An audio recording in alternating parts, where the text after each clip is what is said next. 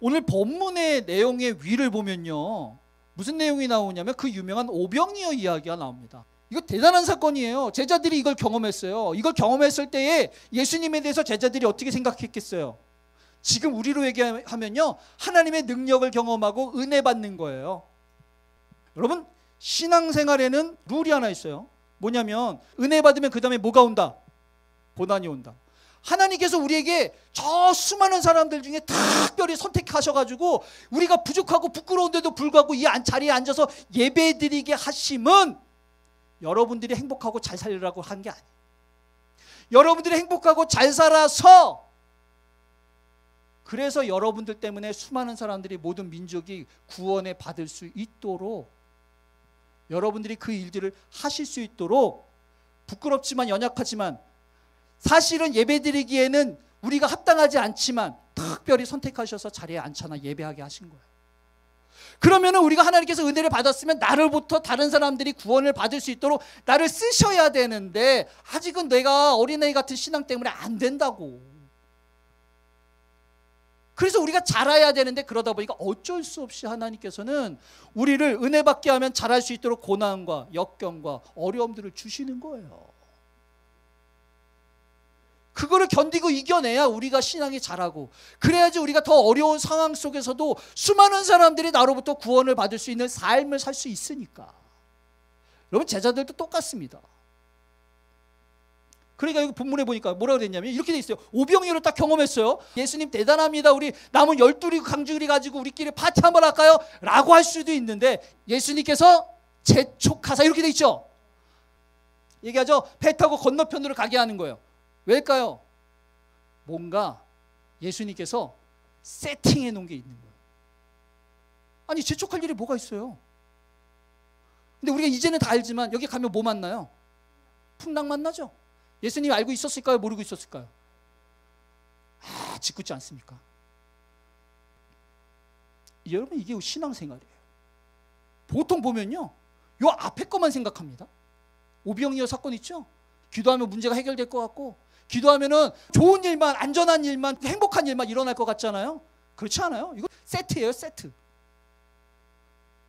여러분, 은혜가 오면 고난이 반드시 옵니다. 그래서 이게 상식이어야 돼요. 상식이어야 돼요. 그래서 오늘 본문을 보니까요, 이렇게 돼 있어요. 배가 이미 육지에서 몇 리를 떠났어요? 수리를, 꽤 커요.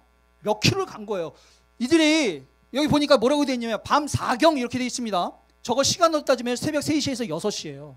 저녁 노을 지고 그렇게 출발했어요. 그럼 지금 몇 시간째 지금 물 위에 있는 거예요? 대략 10시에 출발했었어도요, 한 대여섯 시간은 지금 물에서 다니는 거예요. 지금 풍랑 때문에. 지금 여러분 상상이 되세요? 이게 그냥 성경으로 보니까 뭐 별거 아닌 것 같지만, 지금 여기에서 어부들이 과거에 저런 바다를 경험했었던 어부들이라고 한다면 무섭겠어요, 안 무섭겠어요? 쉽지 않은 상황이에요. 이렇게 돼 있습니다. 예수께서 바다로 걸어오세요.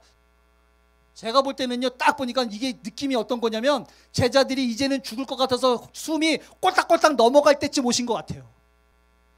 힘든 거 다 경험하고, 어려운 거 다 경험하고, 두려움 다 경험하고, 아까 오병이어 때 경험했던 믿음과 은혜와 하나님에 대한, 예수님에 대한 신뢰가 다 무너지고, 그래서 이제 아무것도 남아있지 않았을 때쯤에 딱 그 지점에서 예수님께서 기다리시는 거예요.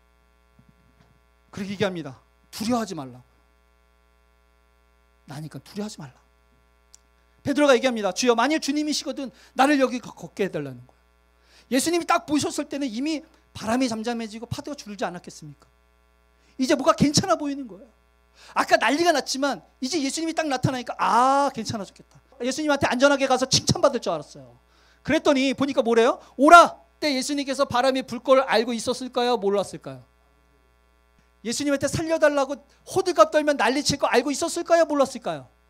알고 있으면서 오라는 거예요.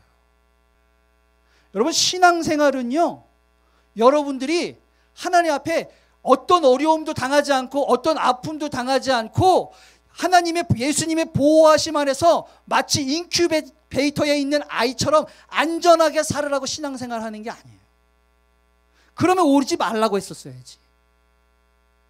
근데 오라는 거예요. 가니까 무슨 일이 생겼는지 볼까요? 베드로가 갑자기 안전해져 가지고 발을 디뎌서 예수님한테 가기 시작하니까 바람이 불기 시작했어요. 그죠? 그 딱 보니까 소리를 지르기 시작합니다. 아니 분명히 바람도 그치고 파도도 그쳐서 안전할 것 같아서 갔는데 쉽지가 않은 거예요.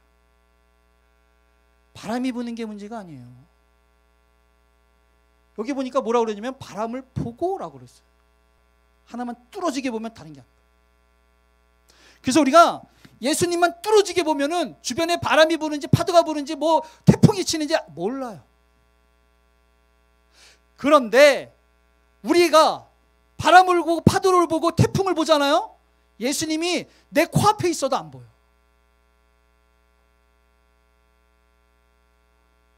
바람이 불고 파도가 치는 게 문제예요. 내 시선이 예수님이 아닌 바람을 보고 파도를 보는 게 문제예요. 보는 게 문제예요. 지금 주님께서 하시는 일들은요, 우리의 시선이 주님께 고정할 수 있도록 하시는 거예요. 신앙생활은 그게 중요합니다. 어려움이 없는 게 중요한 게 아니고요, 어떤 어려움 속에서도 우리의 시선이 주님께 고정하는 게 중요한 거예요. 이게 고정된 사람들은 아무리 어려워도 이겨냅니다. 근데 이 고정된 시선이 다시 환경과 상황과 조건과 문제를 바라보기 시작할 때부터 무너지고 빠지기 시작하는 거예요. 예수님이 뭐라 그래요? 믿음이 작은 자야. 요거 하시려고 한 것 같지 않아요? 오병이어 경험했을 때는 믿음이 확 올라오고 갔잖아요.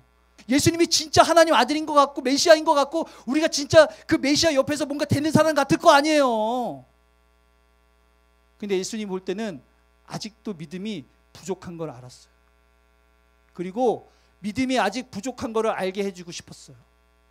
그래서 여전히 문제가 있으면 그 물에 빠지고 소리를 지르는 허둥대는 난리치는 사람이라는 걸 알고 있었기에 그거 깨달아서 겸손해지라고 주님께서 세팅한 것 같지 않습니까? 요 이야기 해주고 싶어서 문제를 보지 마세요. 어려움을 보지 마세요. 지금 이거를 세팅하신 주님을 보셔야 돼요. 이 말씀 이야기가 끝낼게요. 야곱아 너를 창조하신 하나님께서 말씀하시는데 두려워하지 말라. 물 가운데로 지나갈 때 아까 제자들과 똑같지 않습니까? 누가 가라 그랬어요? 예수님이 가라 그랬어요. 그래서 갔는데 뭐가 와요? 풍랑이 와요. 근데 예수님께서 함께 하시잖아요. 여러분 우리는 물 가운데를 가지 않길 바라지만 신앙생활은 갈 수밖에 없어요. 왜 우리가 자꾸 물 가운데를 가는 거야? 이러다 침몰하면 어떡하라고? 아니에요. 그럴 때마다 함께 하시는 주님을 발견하고 그럴 때마다 우리가 우리의 시선이 물이 아닌 주님을 바라보는 연습을 하라고 물 가운데로 보내는 거예요. 또 뭐라고 돼 있어요? 불 가운데로 지날 때에도 타지 않을 거래요. 죽지 않을 테니까. 함께 하시니 걱정하지 말고 가라고. 우리 신앙생활 속에 다양한 어려움은요 멈추지 않을 겁니다. 특별히 주님께서 선택하셔서 구원의 도구로 주님의 자녀로 세우신 여러분들 삶 가운데는요 어쩔 수 없이 물 가운데로 불 가운데로 갈 수밖에 없는 삶이 계속 있을 겁니다. 그럴 때마다 우리가 허둥대중지지 말고 분명히 주변에 계실 그곳에서 우리가 지나갈 것을 알고 기다리실 주님을 바라보면서 주님께 시선을 고정하면서 힘들고 어려울 때 감사할 수 있는 기뻐할 수 있는 진짜 믿음의 소유자 산정교회 되기를 축복합니다.